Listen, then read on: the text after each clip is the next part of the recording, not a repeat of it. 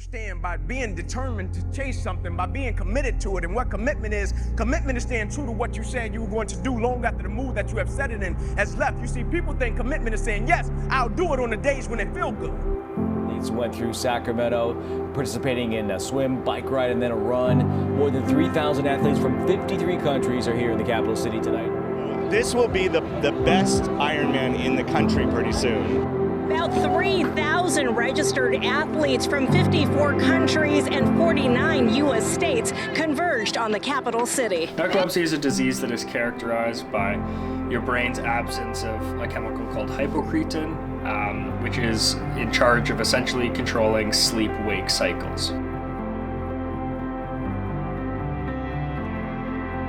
Type 1 narcolepsy specifically means that at any point in time, I can be subject to full body paralysis or unrelenting physical and mental fatigue. I think that battling a disease like narcolepsy makes a person want to set out and do the impossible. For me, doing Ironman meant that if I can do something like this with narcolepsy and last through the training, then I can do anything. And so that was a big motivating factor for me, is that if I can do this, then I don't have any excuses with anything else.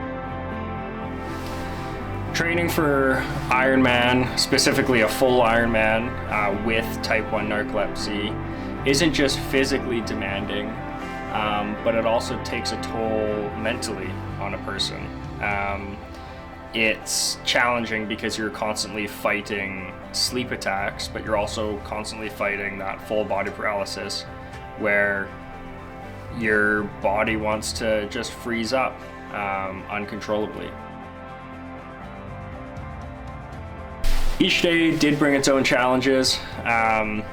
Training consisted of usually 2 to 3 hours per day.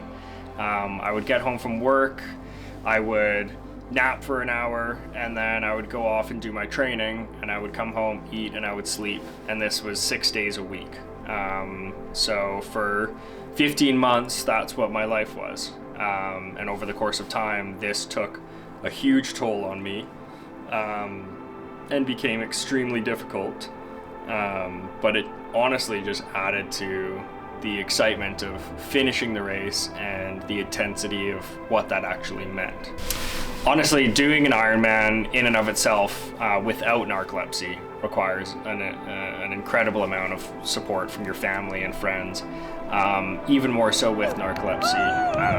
Without the support from my wife, from my family, and from my friends, it would have made this already uphill battle much, much steeper.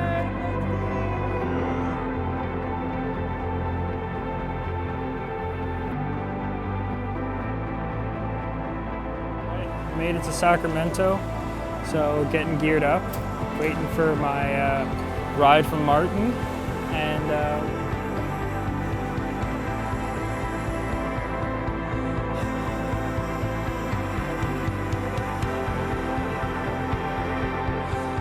we're in the transition right now, we're getting everything ready, and honestly, it feels pretty good.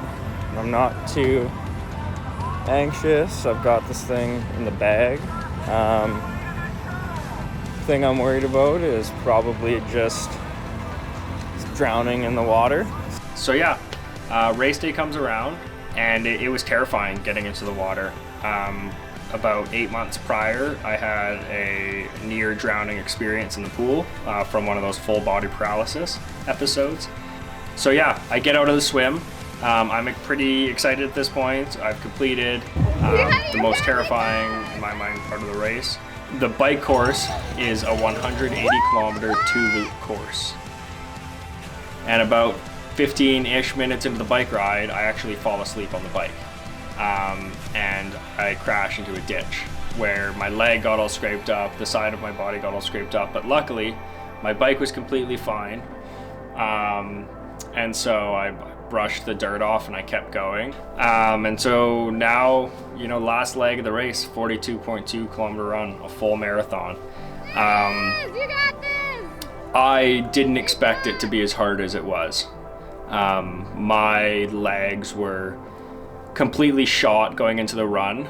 And not only that, but my feet were swelling to the point where my shoes didn't fit anymore. And so at about kilometer 15, I had to take my insoles out and take my socks off just so my feet would fit in my shoes.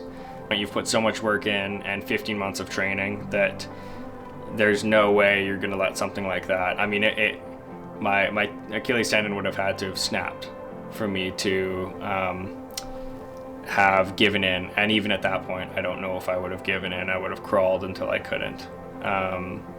That's how much finishing the race meant to me. The race is about to be over and the pain is also about to be over. So yeah, I picked up my pace by probably 30% at the last kilometer and just ran as fast as I could to the finish line. And crossing that line was, I mean, the best moment of my life. It was absolutely incredible.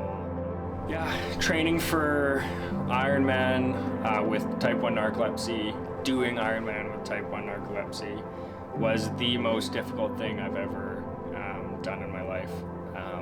And in the words of Inky Johnson, one quote that he said that's always stuck with me is, am I willing to do the thing I said I was gonna do long after the mood I've set it in has left?